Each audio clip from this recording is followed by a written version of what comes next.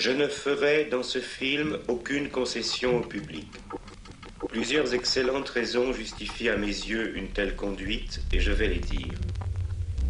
Par ailleurs, quelle que soit l'époque, rien d'important ne s'est communiqué en ménageant un public. Et dans le miroir glacé de l'écran, ce public si parfaitement privé de liberté lui annonce aujourd'hui tranquillement que, quand on aime la vie, on va au cinéma. Gestion, contrôle, entretien, recherche, enseignement, propagande, amusement et pseudo-critique. Mais cette vie et ce cinéma sont également peu de choses, et c'est par là qu'ils sont effectivement échangeables avec indifférence. Le public du cinéma, qui n'a jamais été très bourgeois et qui n'est presque plus populaire, est désormais presque entièrement recruté dans une seule couche sociale, du reste devenue large, celle des petits agents spécialisés dans les divers emplois de ces services. Et en effet, ceux-ci se trompent sur tout dont le système productif actuel a si impérieusement besoin. Avec le cynisme traditionnel de ceux qui savent que les gens sont portés à justifier les affronts dont ils ne se vengent pas, c'est là suffisamment dire ce qu'ils sont. Il faut compter aussi, bien sûr, dans ce public qui va encore au cinéma, la même espèce quand, plus jeune, elle n'en est qu'au stade d'un apprentissage sommaire. Au réalisme et aux accomplissements de ce fameux système, on peut déjà connaître les capacités personnelles des exécutants qu'il a formés. Ce sont des salariés pauvres qui se croient des propriétaires de ces diverses tâches d'encadrement et ne peuvent que déraisonner sur des mensonges. De progrès en promotion, ils ont perdu le peu qu'ils avaient et gagné ce dont personne ne voulait, et des morts qui croient voter. Comme le mode de production les a durement traités, des ignorants mystifiés qui se croient instruits, ils collectionnent les misères et les humiliations de tous les systèmes d'exploitation du passé, parce qu'ils sont parqués en masse et à l'étroit, mal nourris d'une alimentation polluée et sans goût, dans de mauvaises bâtisses malsaines et lugubres. Ils ressemblent beaucoup aux esclaves. Ils n'en ignorent que la révolte. Entretenus dans l'analphabétisme modernisé et les superstitions spectaculaires, mal soignés dans leurs maladies toujours renouvelées, continuellement et mesquinement surveillés, qui correspondent aux intérêts de leur maître. Ils ne sont que des chiffres dans des graphiques que dressent des imbéciles. Ils sont transplantés loin de leur province ou de leur quartier, suivant les convenances concentrationnaires de l'industrie présente, dans un paysage nouveau et hostile. Leurs éprouvantes conditions d'existence entraînent leur dégénérescence physique, intellectuelle, mentale. Ils meurent par séries sur les routes, à chaque épidémie de grippe, à chaque vague de chaleur, à chaque erreur de ceux qui falsifient leurs aliments, à chaque innovation technique profitable aux multiples entrepreneurs d'un décor dont ils essuient les plâtres.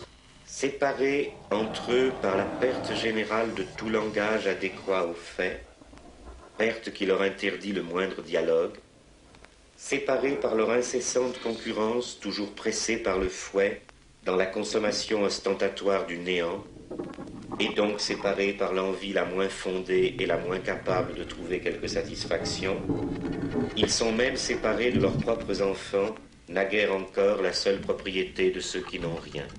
On leur parle toujours comme à des enfants obéissants, à qui il suffit de dire « il faut », et ils veulent bien le croire.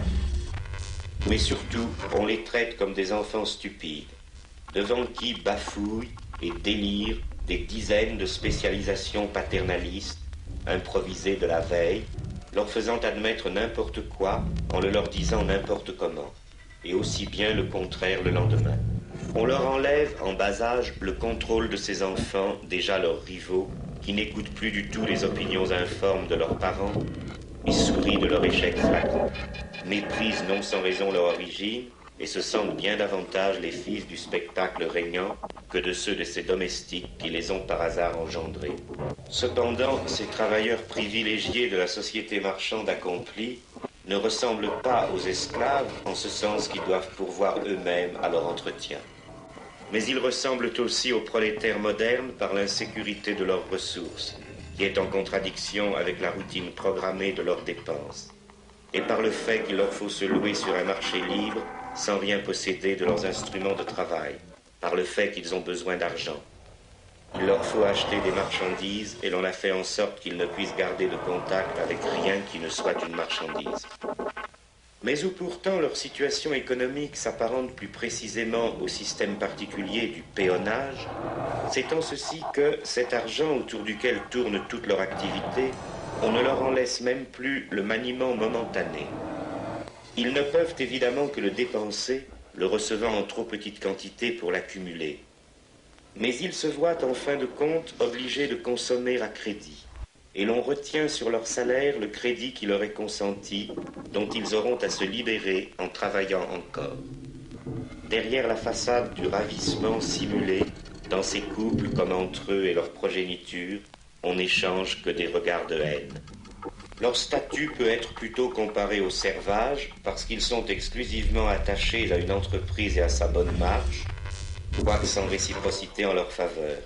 Et surtout parce qu'ils sont étroitement astreints à résider dans un espace unique, le même circuit des domiciles, bureaux, autoroutes, vacances et aéroports toujours identiques. Je ne tomberai pas dans l'erreur simplificatrice d'identifier entièrement la condition de ces salariés du premier rang à des formes antérieures d'oppression socio-économique. Tout d'abord parce que, si l'on met de côté leur surplus de fausse conscience et leur participation double ou triple à l'achat des pacotilles désolantes qui recouvrent la presque totalité du marché, on voit bien qu'ils ne font que partager la triste vie de la grande masse des salariés d'aujourd'hui. C'est d'ailleurs dans l'intention naïve de faire perdre de vue cette enrageante trivialité que beaucoup assurent qu'ils se sentent gênés de vivre parmi les délices alors que le dénuement accable des peuples lointains.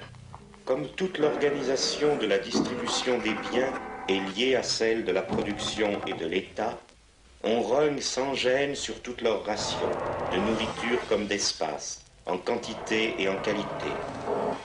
Quoique restant formellement des travailleurs et des consommateurs libres, ils ne peuvent s'adresser ailleurs, car c'est partout que l'on se moque d'eux. Le caractère illusoire des richesses que prétend distribuer la société actuelle, s'il n'avait pas été reconnu en toutes les autres matières, serait suffisamment démontré par cette seule observation que c'est la première fois qu'un système de tyrannie entretient aussi mal ses familiers, ses experts, ses bouffons.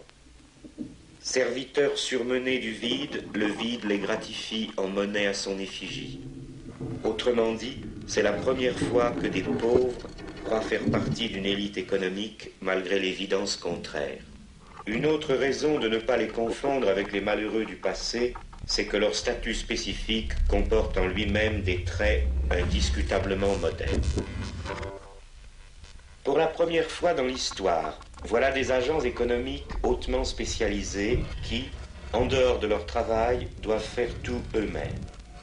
Ils conduisent eux-mêmes leur voiture et commencent à pomper eux-mêmes leur essence, ils font eux-mêmes leurs achats, ou ce qu'ils appellent de la cuisine. Ils se servent eux-mêmes dans les supermarchés, comme dans ce qui a remplacé les wagons-restaurants. Non seulement ils travaillent, ces malheureux spectateurs, mais personne ne travaille pour eux, et moins que personne les gens qu'ils payent.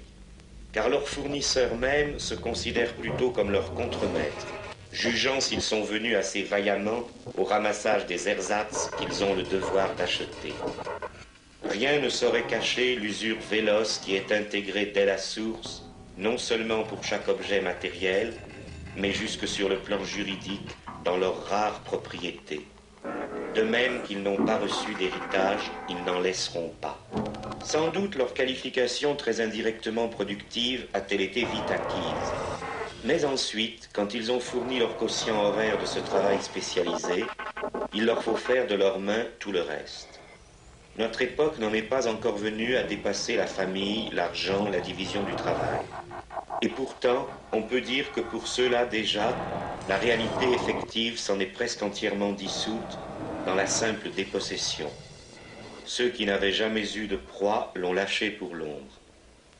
Le public du cinéma ayant donc avant tout à penser à des vérités si rudes, et qui le touchent de si près, et qui lui sont si généralement cachées, on ne peut nier qu'un film qui, pour une fois, lui rend cet âpre service de lui révéler que son mal n'est pas si mystérieux qu'il le croit. et qu'il n'est peut-être même pas incurable pour peu que nous parvenions un jour à l'abolition des classes et de l'État, on ne peut nier, dis-je, qu'un tel film n'ait en ceci au moins un mérite. Il n'en aura pas d'autre. En effet, ce public qui veut partout se montrer connaisseur et qui en tout justifie ce qu'il a subi, qui accepte de voir changer toujours en plus répugnant le pain qu'il mange et l'air qu'il respire, aussi bien que ses viandes ou ses maisons, ne renacle au changement que lorsqu'il s'agit du cinéma dont il a l'habitude. Et apparemment, c'est la seule de ses habitudes qui ait été respectée. Il n'y a peut-être eu que moi pour l'offenser depuis longtemps sur ce point. Car tout le reste, même modernisé parfois jusqu'à s'inspirer des débats mis au goût du jour par la presse, postule l'innocence d'un tel public et lui montre, selon la coutume fondamentale du cinéma, ce qui se passe au loin. Différentes sortes de vedettes qui ont vécu à sa place et qu'il contemplera par le trou de la serrure d'une familiarité canaille. Je ne veux rien conserver du langage de cet art périmé. Quel respect d'enfant pour des images. Il va bien à cette plèbe des vanités, toujours enthousiaste et toujours déçue, sans goût parce qu'elle n'a eu de rien une expérience heureuse et qui ne reconnaît rien de ses expériences malheureuses parce qu'elle est sans goût et sans courage. Au point qu'aucune sorte d'imposture, générale ou particulière, n'a jamais pu lasser sa crédulité intéressée. Oui, je me flatte de faire un film avec n'importe quoi, et je trouve plaisant que s'en plaignent ceux qui ont laissé faire de toute leur vie n'importe quoi.